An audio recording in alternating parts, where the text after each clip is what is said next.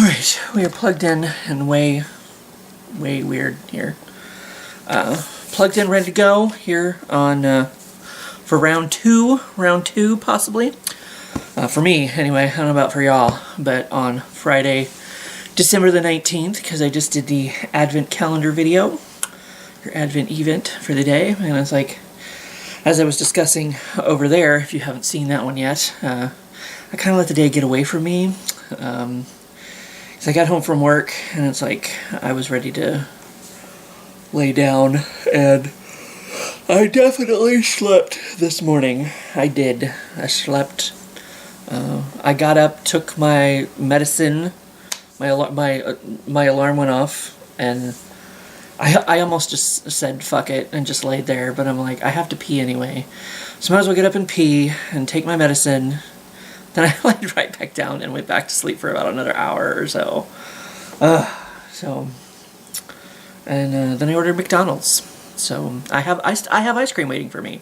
How did I forget that? Oh my god. I mentioned it in the last video that I had ice cream waiting for me. I put it in the fridge, so it shouldn't be too melted, but I couldn't find anything, because since, you know, I don't have the SpongeBob menu.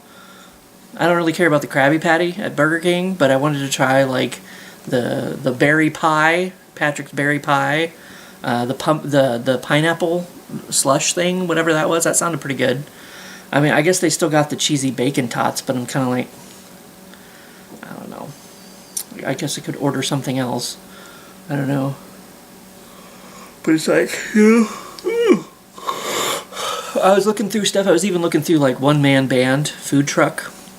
He's on DoorDash now, and I'm kind of like, I don't know. But then eventually McDonald's sounded good. So I got me some McDonald's.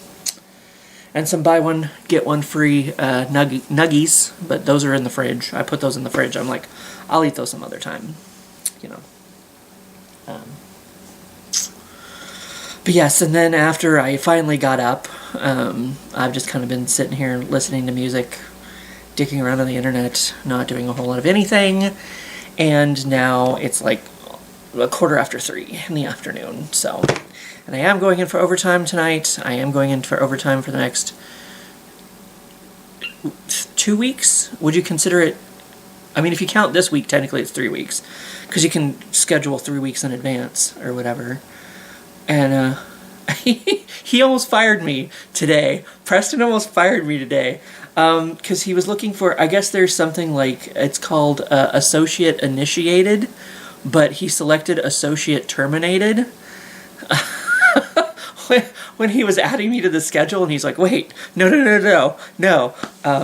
So I don't think... And then there was a second time where I thought he clicked it again, but associate, like, terminated, initiated, they can look very similar when you're standing far back from the computer screen.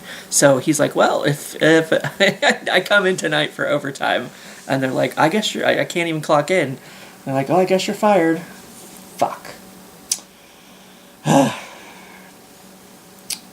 They take me back pretty fast at Parks and Rec, I think, but they don't pay as much.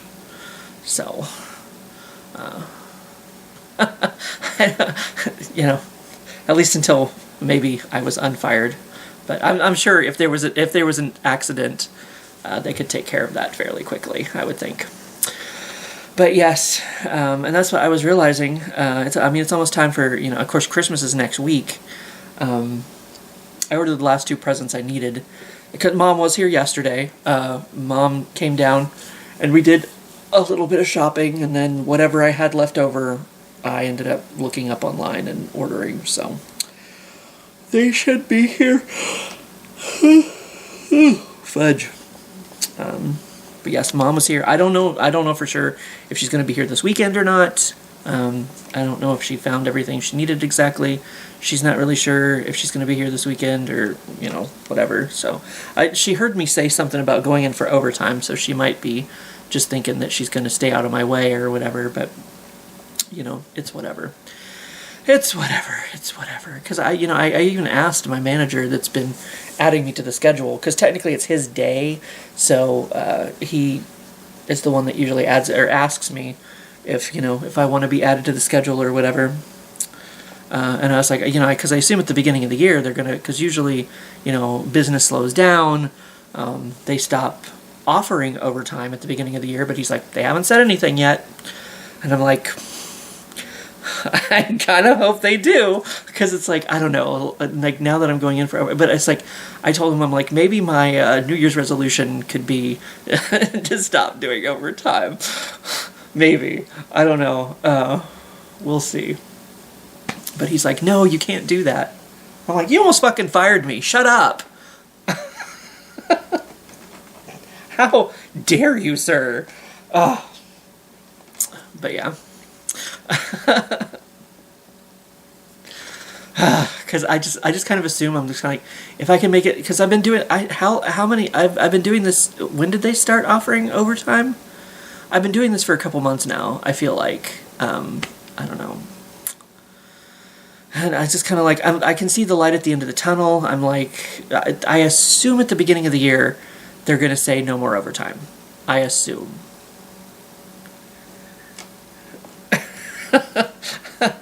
Wait, we'll see, I guess. Because it's like, I don't know. I mean, the money's nice, I guess. I do still have tower loan to pay off, you know. I could do that. I still have some medical bills that have never gotten paid off, and, you know, or paid on at all, maybe, possibly, potentially. So, you know, there's still stuff. I could still use money. I could save up money for, you know, at some point they've got to say no more overtime. At some point they've got to say no more overtime. Especially when it comes time for, you know, end of the fiscal year, and, you know, the more money they put out in overtime, the less their big-ass fucking bonuses are going to be.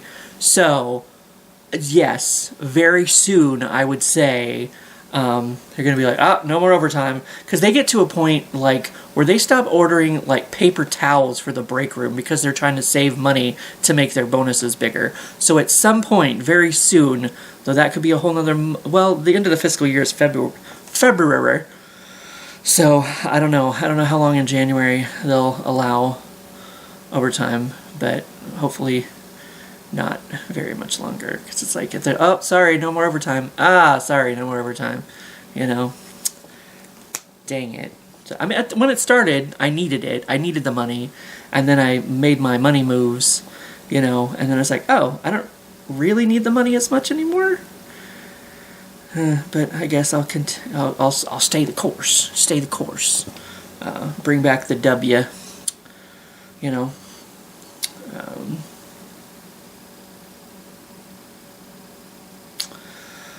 I have no idea if that conversation was done. If I was headed somewhere with it, I don't know. But apparently my brain was done with it, because all the other thoughts just went. But yeah, so I don't know if I was going somewhere with that. Hopefully I got to my point. I don't know. This is why I had to plug the camera in, because 11 minutes was not going to be enough. But yes, the third weekend that he added me on the schedule, I think maybe this is the point that I was trying to get to, like 20 minutes ago, was the January 2nd. So the next 3 weekends, you know, like tonight, next weekend, but then the weekend after that is January 2nd. So we're in 2026 by then. So, and then there'll be the Goodyear jar. Don't forget the Goodyear jar is coming up on the very last day of the year. That's how we celebrate here. So we'll do that. We'll do that soon. But today, I guess it's time for a question, because I have ice cream that I keep forgetting about. So let's see what my question is for today. What's the biggest risk you've ever taken? Did it pay off? The biggest risk I've ever taken? Did it pay off?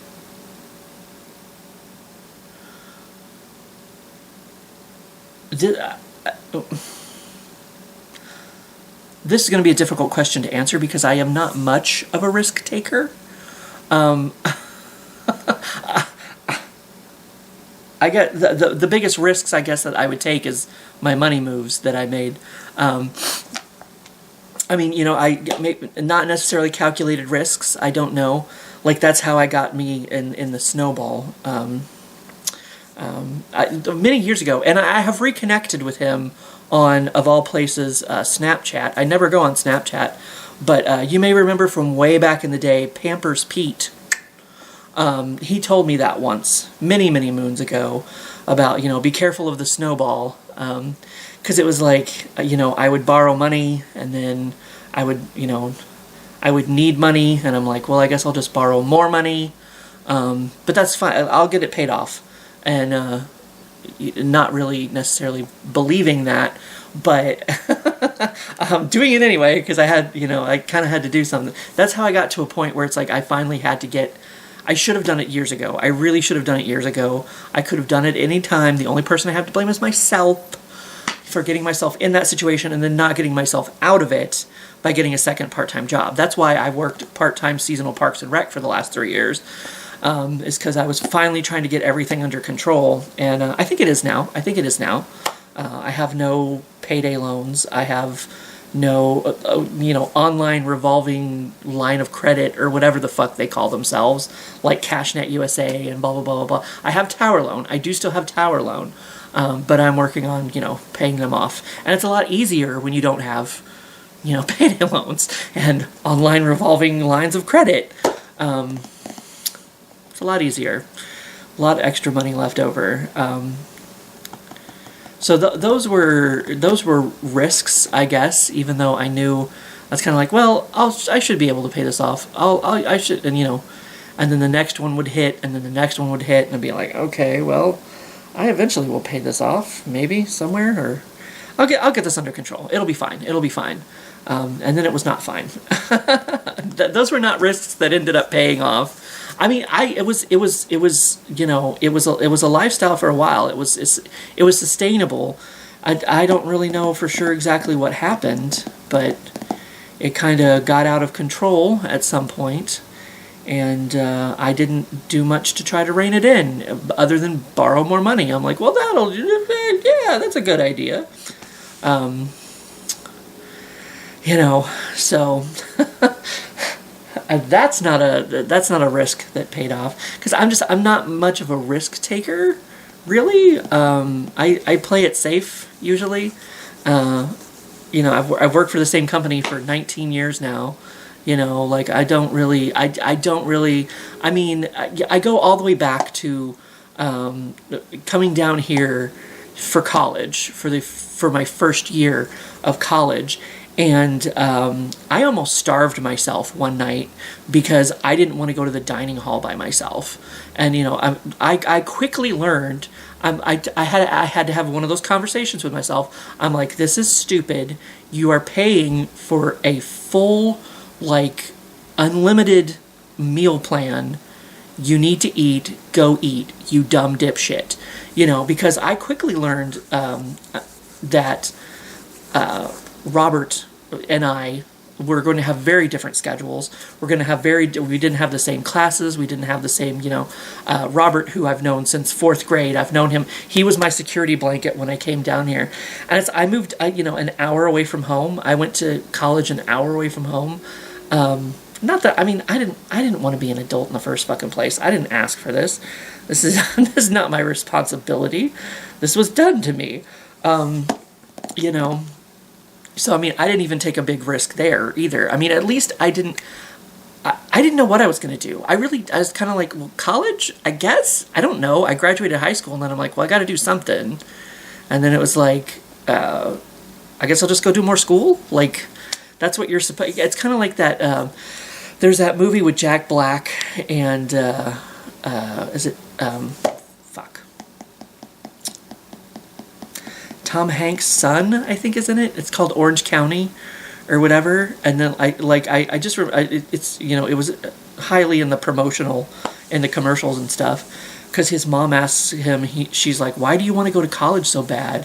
He's like, it's because it's what you do after high school, you know? And I guess that's kind of the mentality that I had, because, like, you know, you're supposed to go to college and, you know, it leads to getting a better job. And I'm like, I don't even want a job. Like, this is fucking stupid. I have to go to a job I don't want to go to pay bills I don't want to pay.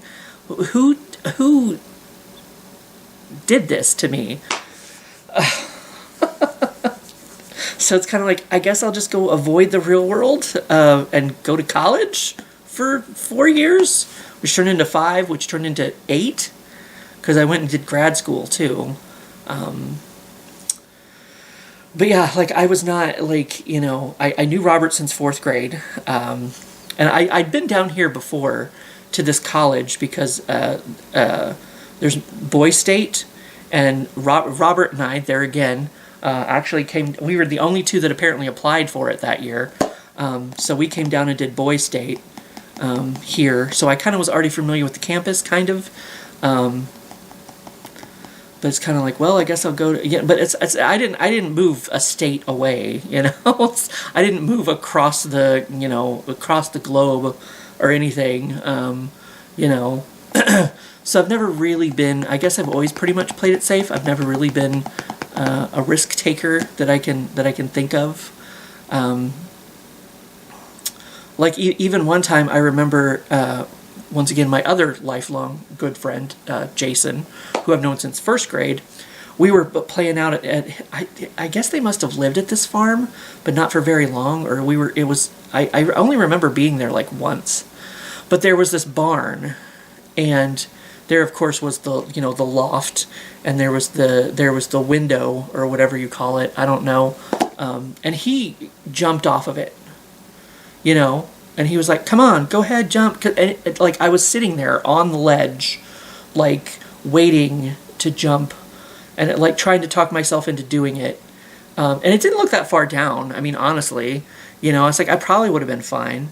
But I just imagined, I guess, breaking every bone in my body and shattering the earth beneath me or something. I don't know, like Independence Day style, or I don't know. But I ended up not jumping. I chickened out. I bitched out. So even that, like, I've just never been much of a risk taker. I've made bad decisions that were pretty risky, like borrowing more money. But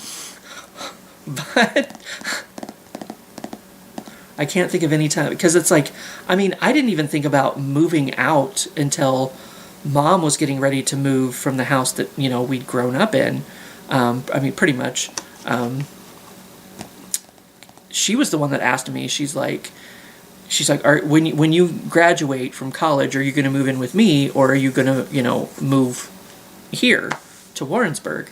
And I was like, you know, I hadn't thought of that. I don't really know. And I knew I didn't want to go back there. Because, like, there's nothing there. I mean, I guess I could have moved to Richmond. There's more stuff there now. They finally got a Burger King. But it's like, I knew there was more stuff here, and I enjoyed it here more. Because it's like, you know, I have a movie theater in town. I have, you know, multiple restaurants. You know, because, I mean, it's a college town. So it, you know, holds, you know, holds attention. You know, holds some businesses. But yeah, I hadn't really thought about it, and I was kind of like, what am I gonna do? I don't fucking know. Like, I should not be in charge of this. What, my life? No, I should not be in charge of my life. So that I mean, Mom asked me that question. And that's when I ended up moving here to Electric Springs for the first time, when I lived over in 23. And then I moved into the house for, you know, about 10 years. And that didn't go so well at the end of all that. But, you know, whatever. The bank had a lot of problems to deal with when they, you know... Because if I had saved that house, like, you know, there were still going to be the plumbing issues. There were still going to be, you know, like, all the stuff that needed to be fixed, that I didn't know how to fix and didn't have the money to get fixed. So it's like, you know what? Peace. Peace out. So yeah, I've never really lived a very risky kind of life. I've never, I mean, growing up, there's nothing I ever really wanted to do. I've never had dreams, I've never had goals, I've never had aspirations. The only thing, I mean, I enjoyed writing, but I mean, back then, back in the day, you know, because I graduated in the 90s, okay, 1998, exactly. We didn't have the Instagram and TikTok, you know, where it's like you can just put your dick out there or whatever, you know, and be like, oh, suddenly you're famous. You know what I mean? Like, it was a lot harder of a road back then. I mean, I guess the internet was just kind of becoming a thing. There were probably plenty of dicks on it at the time. More so, maybe. I don't know. It was such a beautiful time. Like, we had, like, what was it, rotten.com, where you could go, like, watch all of these disgusting videos, like 2 Girls, 1 Cup, or 1 Man, 1 Jar, with all these, you know, just not okay things to be, like the Pain Olympics, and all this lovely, wonderful stuff that exists in the world.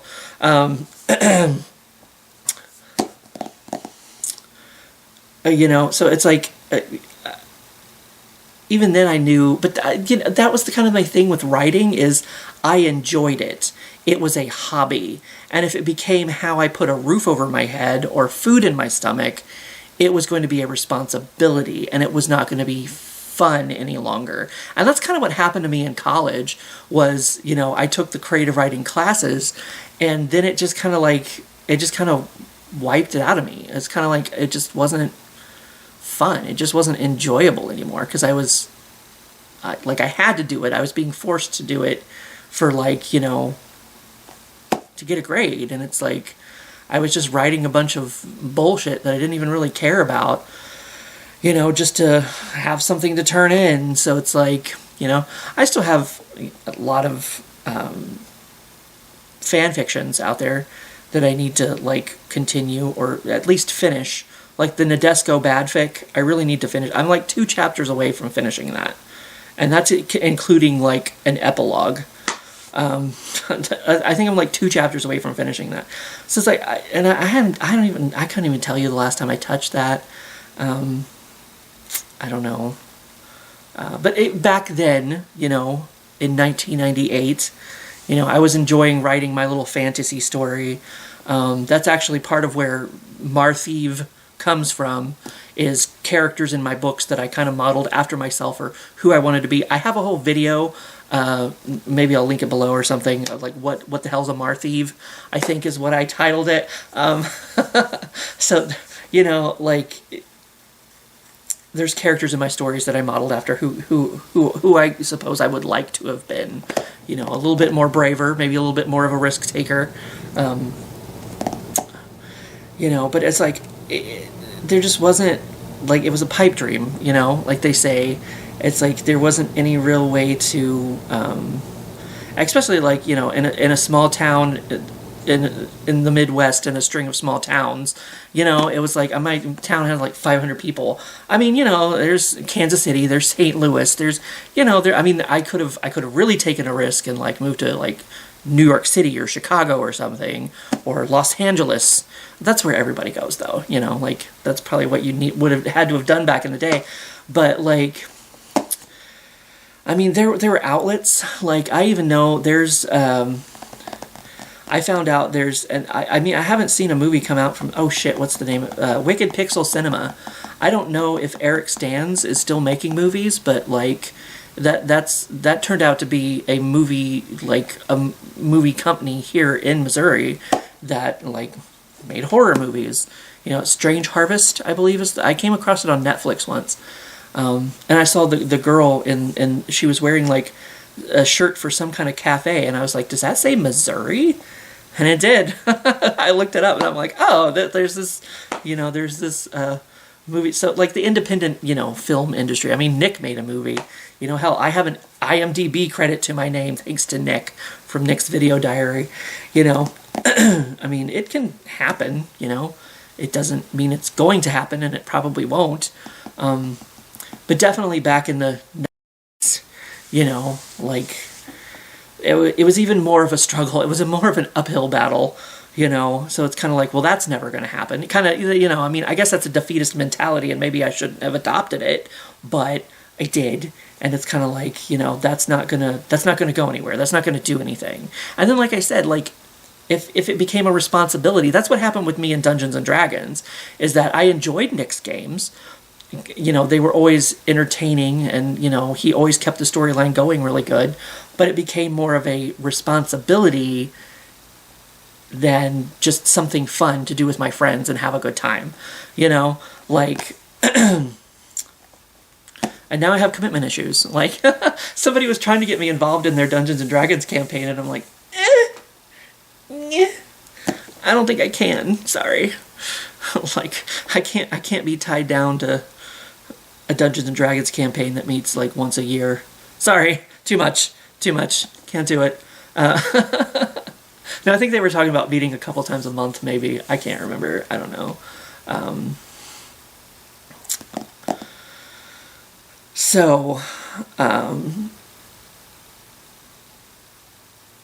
Yeah, I can't say that I've ever lived a very risky life. Sorry. Like I said, the riskiest thing I've ever done is made bad adult decisions, which is every single decision I've ever made in my entire life. So, whatever, man. I guess you can say I'm brave with, like, trying foods and stuff. I still want to try sea urchin. I've never got a chance to try sea urchin. So disappointed. It's probably gonna be fucking terrible, but at least I would know. Like, I would have had it in my mouth, and I would know. You know, how else am I gonna know if I don't stick it in there? You know, words to live by. So, I mean, I guess in that way, you know, that's probably maybe the riskiest thing I do on purpose, maybe. I don't know. So, sorry, that's all to say. I mean, I'm happy with who I have become as a person since then. I mean, I gained confidence, like, I was forced to when Robert got married, and he graduated and moved out of town, and I stayed here, and all of my friends from Anime Club graduated and moved out of town to the city, you know. And it's like, I was kind of left here to fend for myself. And so I've become a lot stronger of a person, a lot, you know, more independent of a person. And I'm happy with who I am now, don't get me wrong. But back then, definitely, still not a risk taker. Because it's like, I mean, people talk about, you know, there's better jobs out there than, you know, retail, whatever. But I've worked there for 19 years. I don't really want to go do anything else. I don't want to learn anything else. But maybe that's just my excuse to not take a risk and try something new that would be maybe better or pay more. But just because it pays more doesn't mean I'm going to like it. It's still work. It's still a job. It's still something I don't want to fucking do. That's what when they ask me at work, like if I'm working in a different area, like Frozen or whatever, they're like, oh, do you want to work this aisle or this? Like, which side do you want to work? And I'm like, I don't want to work either one of them, like, equally. Like, I don't even want to be here. I don't want to be an adult. This is stupid. I hate it. So just tell me where you need me to go. I don't give a shit. It's all killing time until 7, basically. It's kind of how I feel about it, you know? Like, whatever, man. Don't give a shit. Like, I'm only here because I gotta be. Like, we know what this is. So, I guess that's what happens when you don't have a passion or more footwork. You know, like, if you don't have any of that kind of stuff going on for you, you're just kind of like, well, I'm fucking here. Let's earn this bread so that I can go home and day drink. But that's okay because I work overnights. So day drinking is just drinking for me. This is tea. As far as you know. But anyway, so yeah, I might be fairly risky with some of my jokes sometimes. But I only do that around people that I know you know, aren't gonna get offended or whatever, you know, like, I mean, I can laugh at a dead baby joke, that's fine, you know, doesn't matter to me, but I know some people would not appreciate that, so I just don't use that humor around them, you know. How did Emily put it? Emily met my mom the other day, and she said something about I say out-of-pocket stuff sometimes. I don't know if it's beyond the pale. Some of it is. Let's be honest. I guess I can be risky with my jokes. Not so much anymore, I guess. As much, I just don't know that there's, you know, you can't trust everybody with that kind of humor. So I just kind of keep it to myself, I guess, for the most part. Even sometimes on here, it's kind of like there's like maybe there's a thought that crosses my head. I'm like, I'm not going to say that one. Never mind, forget it. Talk about dicks and ass, you know, like, okay, that's fine, whatever. But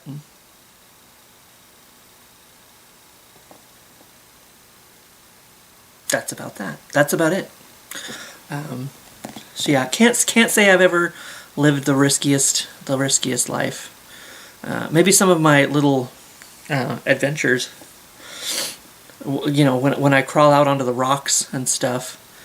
And there was one time we were at the Mark Twain forest on the way back from one of our trips or whatever, and I was standing on the ledge, and I was like doing like a pan across the lake or whatever, and my foot slipped.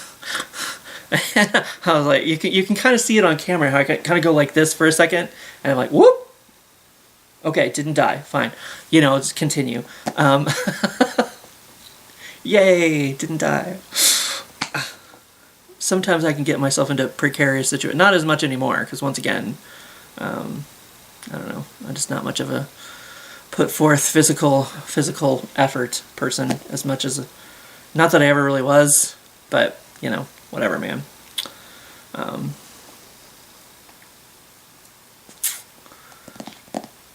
That's probably about the best I got, but that's been a lot. So if you sat here and listened to the whole thing, thank you. This is probably like a 30-40 minute video as it is. So I'm going to end it there. And my ice cream. God damn it. I keep forgetting my ice cream. I'm